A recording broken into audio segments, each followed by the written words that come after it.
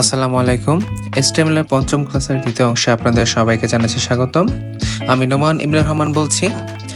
ভিডিওটি শুরু করার আগে আপনাদেরকে বলে রাখি, আপনি যদি আমার চ্যানেলে নতুন হয়ে থাকেন তাহলে অবশ্যই লাইক দিবেন, সাবস্ক্রাইব করবেন এবং পাশে থাকা বেল আইকনটি ক্লিক করতে ভুলবেন না।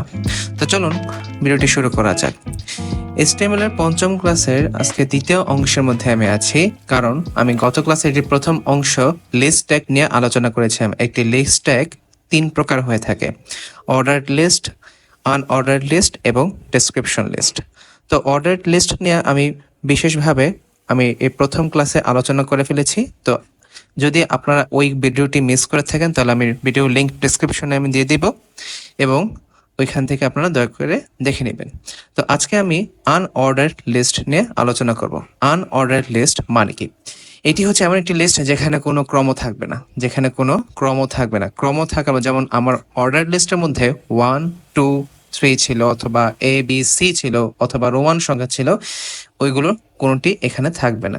এটার বদলে থাকবে এখানে যে বৃত্তাকার, কালো বৃত্তাকার ভরাট করা, যেটাকে ইংরেজিতে বলা হচ্ছে ডিস্ক, এবং এই অংশটাকে বলা হচ্ছে সার্কেল, এবং এরকম স্কোয়ার শেপের মতো যেটা বা বর্গের মতো দেখতে যেটা, সেটি দেওয়া থাকবে। যেমন এখানে নিচে একটি উদাহরণ দিয়ে দিয়েছি, যেমন ডিস্কের গুলো দেখতে অনেকটা এরকম লিস্ট হবে, সার্কেল দিয়ে তৈরি গুলো হবে এরকম, এবং স্কোয়ার শেপ দিয়ে যেগুলো তৈরি সেগুলো হবে ঠিক অনেকটা এরকম।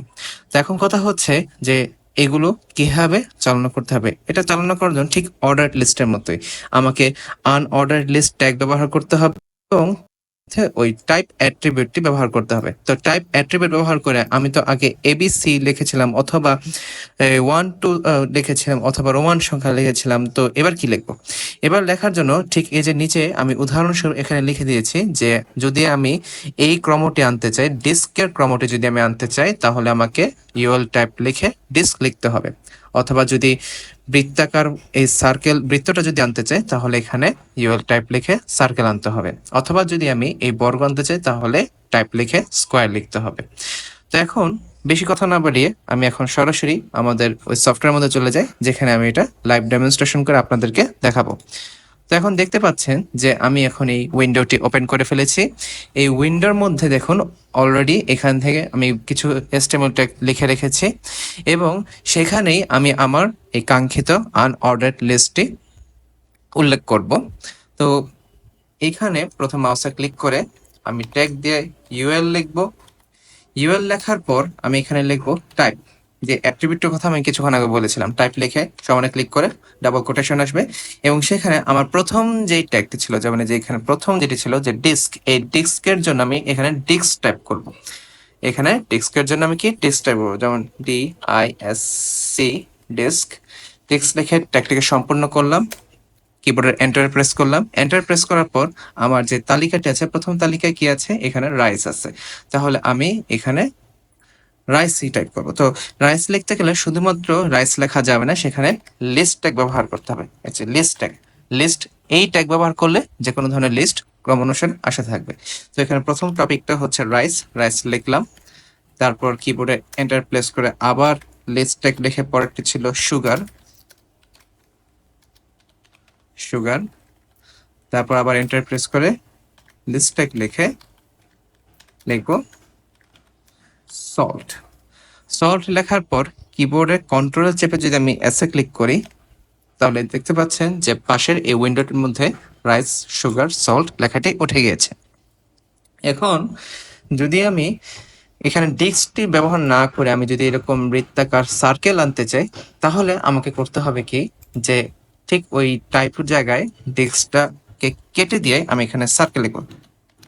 সার্কেল, সার্কেল লেখার পর কিবোর্ডে কন্ট্রোল চেপে যদি এসে ক্লিক করি, দেখতে পাচ্ছেন সাথে সাথে ওই উইন্ডোর মধ্যে কিন্তু রাইস, সুগার, সল্টের পাশে সার্কেলটি উঠে গিয়েছে। অথবা যদি আমি স্কোয়ার ব্যবহার করতে চাই, তাহলে স্কোয়ার টাইপ করতে হবে SQUARE, স্কোয়ার লিখে কন্ট্রোল এসে ক্লিক করলেই স্কোয়ার এসে পড়েছে। এবং আপনাদেরকে আরো বলে রাখি যে এই সকল অ্যাট্রিবিউটের এই ডেস্ক, সার্কেল এবং স্কোয়ার, এগুলোর বানান যাতে ভুল না হয়। বানান ভুল হলে কিন্তু আমার কাঙ্ক্ষিত ট্যাগটি কিন্তু ওয়েব পেজে ওপেন হবে না। এখন ওয়েব পেজে যদি ওপেন না হয়, তাহলে আপনি যদি এরকম ভাবে যদি পরীক্ষায় লিখে দিয়ে আসেন, তাহলে কিন্তু এটাকে ভুল দেওয়া হবে এবং আপনাদের মার্ক কিন্তু 0 পাওয়ার সম্ভাবনা বেড়ে যাবে। এখন খেয়াল করে দেখুন যে এইভাবে কিন্তু আমি আমার এই আনঅর্ডার্ড লিস্টগুলো, এই অ্যাট্রিবিউটগুলো, ডিস্ক, স্কোয়ার, এবং সার্কেলের মাধ্যমে সুন্দর করে বিস্তারিত আলোচনা করেছি। আপনারা যদি চান এই লিস্টটিকে চাইলে আরো বড় করতে পারেন। যত লিস্ট ট্যাগ ব্যবহার করবেন ততগুলো লিস্ট এখানে সুন্দর করে এই ফরম্যাটে উঠবে। যেমন লিস্ট লিখে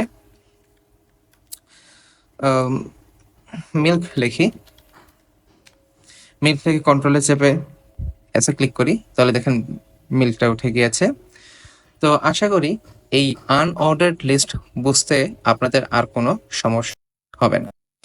এর পরবর্তী ভিডিওতে আমি ডেসক্রিপশন লিস্ট নিয়ে আলোচনা করব, এবং ভিডিওটি যদি আপনাদের ভালো লেগে থাকে তাহলে অবশ্যই লাইক দিবেন, এবং যদি কোনো সমস্যা থাকে তাহলে অবশ্যই কমেন্ট সেকশনে জানিয়ে দিবেন। আমি আপনাকে ওই সমস্যার সমাধান করে দেওয়ার সর্বোচ্চ চেষ্টা করব। তো আজকে এই পর্যন্তই। আসসালামু আলাইকুম।